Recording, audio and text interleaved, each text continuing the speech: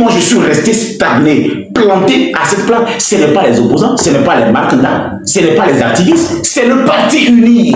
C'est-à-dire c'est dans mon parti même que je rencontre des difficultés et je suis conscient. Mais est-ce que ça va me donner le droit de changer ma veste? Non, parce que je sais très bien que c'est dans mon parti que tout le coup est venu, qui gère le pays, le président de la République et le parti uni. Le parti est, comment on l'appelle, au gouvernement. Nous sommes dans la 5e République. Vous pensez que c'est les opposants qui gèrent la 5e République? Vous ne savez pas que nous sommes intelligents?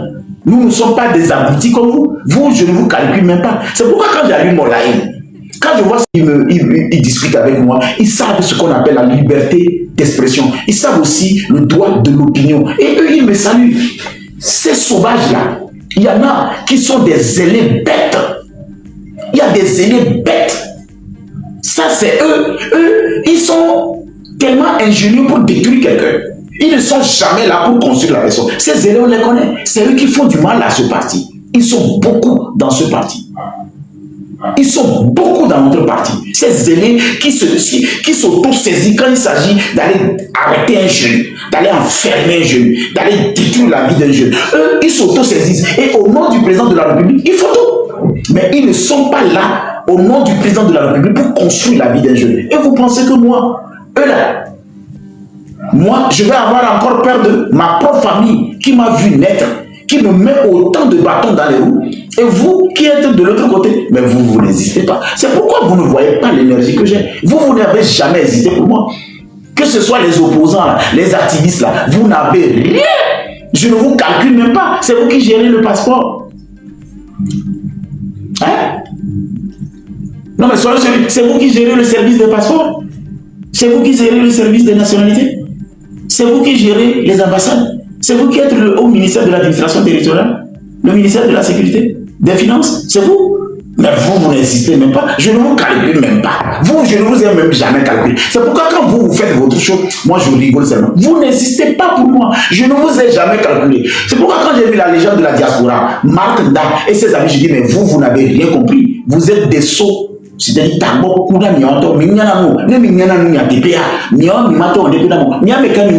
c'est vous qui renouvelez nos papiers. C'est chez vous qu'on fait l'attestation. C'est chez vous que je vais aller pour faire le renouvellement. Mais vous n'hésitez pas. C'est vous qui n'avez pas compris. En temps normal, Marc Nda et ses amis doivent s'asseoir ici pour apprendre. Mais non, ils pensent qu'eux, ils font quelque chose dans le dispositif. Vous n'hésitez pas. Est-ce que vous êtes au niveau des affaires étrangères? Vous êtes au niveau de la culture, vous n'êtes personne. Moi, je ne vous calcule pas. Les personnes qui m'ont fait du mal, je vous le dis et je vous répète ça.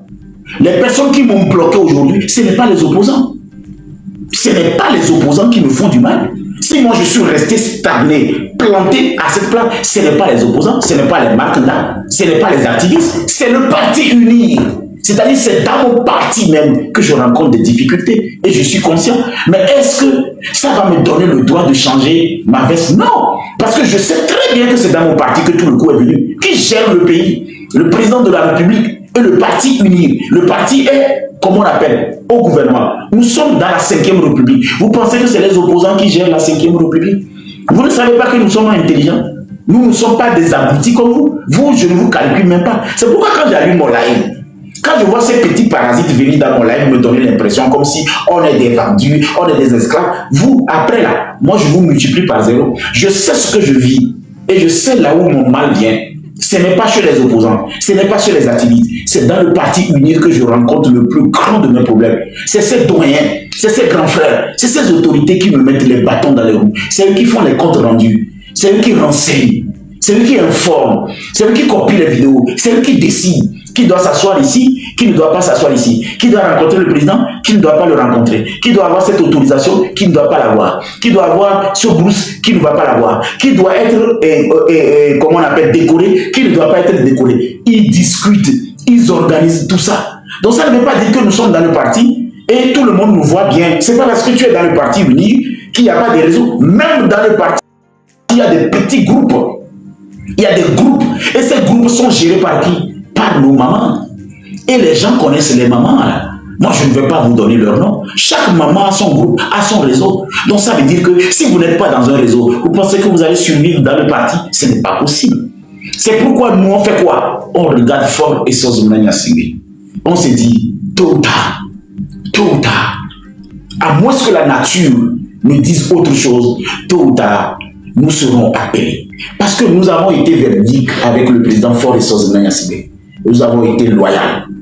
Nous avons été tellement loyaux et que nous n'avons pas lésiné sur les moyens de promouvoir sa politique. On attaque le président quelque part, nous on réagit, on s'auto-saisit. Mais nous n'avons pas des voitures, nous n'avons pas des maisons, nous n'avons pas des ministères, nous n'avons pas des bourses, nous n'avons pas des marchés publics. Mais on attaque le président quelque part, on nous voit.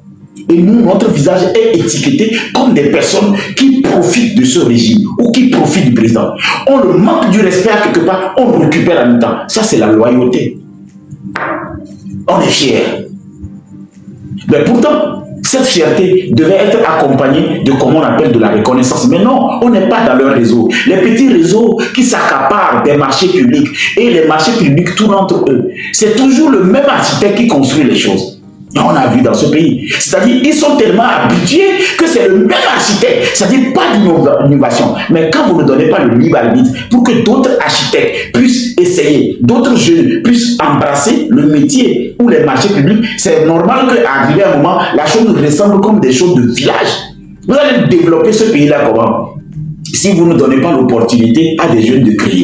Nous, on connaît tout ça. C'est pourquoi le président Faure Essoz-Nanga Sibé, arrivé à un moment, quand il m'a posé les deux plus grandes questions qu'il a posées dans ma vie, j'ai compris qu'il ne faut plus rien réclamer à ces gens. Combien de fois je n'ai pas crié Maman Ingrid? Est-ce que vous avez vu qu'elle a réagi? Combien de fois je n'ai pas crié Madame Dobay? Est-ce que vous avez vu qu'elle a réagi? Vous pensez que ces gens se calculent les cris de détresse?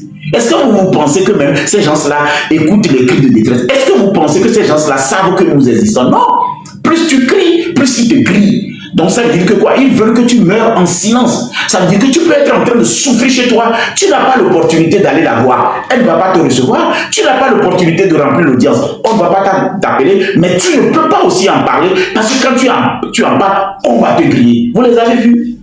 Vous ne savez pas ce qui se passe dans l'ombre en ce moment. Ils s'organisent pour nous tuer davantage, pour nous maintenir dans la pauvreté, pour nous décrédibiliser. Les petits avantages qu'on a, ils peuvent taper ça dans notre main. Nous, on connaît le système. On n'a pas fait 20 ans avec vous pour rien. Nous, on n'a pas marché 20 ans avec vous pour rien. Nous avons marché, nous avons appris de nos erreurs. Mais est-ce que c'est une bonne manière de fonctionner? Sinon, une mère qu'on appelle au secours, quel cœur tu as? Quel poumon tu as? Comment tu réfléchis? Quelle conscience tu as pour qu'un enfant t'appelle au secours et que tu ne réagis pas? Et puis, non seulement tu ne réagis pas, mais tu prends des dispositions pour lui couper encore des herbes sous le pied. Non, mais nous, on a vu ça. Mais on est fiers. Faure Essoz-Nanga Sibé, toujours dans nos cœurs. Vous l'insultez, on réagira. Vous l'attaquez, on réagira. Parce que c'est cet homme qu'on a vu. Si c'est vous là, on vous multiplie même par zéro. Vous n'existez même pas pour nous. Vous êtes tellement méchant, égoïste, égocentrique, pingre et avare, au point où c'est seules les personnes qui vous font des services bizarres. Il y a des personnes qui vous font des services bizarres, je dis bien services bizarres, qui n'apportent rien au développement communautaire, économique que vous promouvez. C'est eux que vous arrivez à promouvoir. Mais nous, le fort que nous avons, c'est un jeune conscient qui est le président Faure Essoz-Nanga Sibé que nous avons suivi. C'est pourquoi vous n'arrivez pas à comprendre. Vous nous renvoyez, mais on est là. Vous nous chassez, mais on est là. Vous nous mettez, vous nous ronnissez, mais on est là. Combien de fois vous ne nous avez pas ronni? Combien de fois vous ne nous avez pas ronni? Vous nous avez toujours ronni. Comment dans un parti, on ronnit les membres du parti juste parce que ces membres-là ont eu le courage de dire ce que vous n'arrivez pas à dire. Nous, on n'est pas des bénis, oui. Mais est-ce qu'on est venu vous prendre l'argent un jour si on veut défendre fort? Nous, on n'est jamais venu vous consulter quand nous voulons défendre le président de la République. On n'aime pas qu'on touche à notre président. C'est notre champion. Nous n'aimons pas qu'on salisse son nom. Aucun jeune n'a le droit de salir le nom de ce monsieur parce que c'est une institution. Maintenant, c'est un choix aussi. Vous le détestez, ça n'engage que vous. Vous détestez une personne, mais dans la limite du respect de l'intégrité morale. Vous voulez parler du président de la République, vous le parlez avec beaucoup de respect. Là, on va causer. Mais ça ne fait pas de nous des personnes qui sont aveugles. Moi, je ne suis pas une île bête. Moi, je suis uni parce que la vérité, c'est l'unité. L'unité, c'est la volonté. La volonté peut déplacer tout. Et sans la volonté, on ne peut pas cramer les rancœurs et les rancunes. On ne peut pas enterrer la peur pour toucher le bonheur. On ne peut pas vider les abcès. Qu'est-ce que vous n'avez pas compris? Et vous pensez que vous allez nous faire mal et puis nous, un beau jour, on va se lever pour dire non, on n'aime pas le président de la République. Vous n'aurez jamais ça. Regardez, si c'est ça que vous attendez pour nous faire du mal, vous n'aurez pas ça. Vous allez mourir, on va vous enterrer. Si vous attendez qu'un jour on parle mal du président de la République pour aller lui montrer, oui, Excellence, bon, on vous a dit non, vous avez vu non, le petit là, nous on le voyait venir non. Excellence, nous on vous a toujours dit que le petit, il est bizarre, il n'est pas clair. Mais quand on souhaite des bonnes choses au président, pourquoi vous ne faites pas autant? Pourquoi vous ne faites pas autant quand vous voyez un jeune en train de défendre le président de la République? Pourquoi vous ne faites pas les mêmes stratégies pour aller chez le président de la République? Vous êtes nuisible. Vous êtes juste nuisible. Vous cherchez toujours des failles pour détruire cette jeunesse qui fera mieux que vous. Et je vous lance un défi. Cette jeunesse fera un jour mieux que vous. Que vous le voulez ou pas. Soit c'est la nature, ou bien, sans vous mentir, soit c'est la nature, ou même le président de la République choisira des jeunes. Parce que ces jeunes feront mieux que vous. C'est une question de temps. Vous allez non seulement être récupéré par la nature, parce que le temps va avoir raison sur vous, vous mourrez. Ou bien le chef de l'État va confier ce que vous allez faire. Et ça va être très visible. La remarque sera vraiment constante. Ça va être flagrant. On va voir la différence entre toutes ces personnes qui ont pris l'argent de l'État pour construire des choses qui ressemblent aux habitations du 15e siècle. Il y a des choses, quand je les vois, je dis, mais qui a fait cette architecture? Il n'y a pas de jeunes architectes dans ce pays pour faire des choses futuristes. Et vous arrivez à prendre l'argent du contribuable comme ça. Et vous nous faites des choses qui existent dans certains pays il y a de cela 20 ans. Et vous ne voulez pas qu'on parle. Pourtant, nous avons du potentiel. Nous avons vraiment des amis. Non, ça ne va pas marcher. Ça ne va pas marcher. Parce que la jeunesse finira tôt ou tard par prendre le dessus. Secondo, le président de la République que nous avons, c'est un président jeune. Et tôt ou tard, croyant qu'il est. Et ça, je vais vous faire, comment on appelle, et ça, je vais vous faire une confidence. Je vais vous faire cette confidence. Vous voyez le président Faure Essoz Moulen Gnassingbé, il y a quelque chose que les gens n'ont pas vu chez le monsieur. Malgré tout ce que vous faites, c'est un croyant. C'est là où nous allons vous battre. Malgré tout ce que vous êtes en train de nous faire en ce moment, que nous n'arrivons pas à exprimer, il y a un aspect qui est étroitement lié à Dieu. On l'appelle la prière. Quand nous, on sera fatigué là, nous allons nous mettre nus chaque minute et on va prier Dieu de toucher le cœur du président de la République. Ça, comme c'est un croyant, sa conscience va prendre le dessus. Sur quoi? C'est là où vous allez lire l'heure. Le monsieur sera obligé un jour de vous demander, allez-y me chercher ce monsieur. Je m'en fous de ce que vous êtes en train de raconter. Vos comptes rendus là, c'est bon, mais je veux le parler. Vous allez faire comment?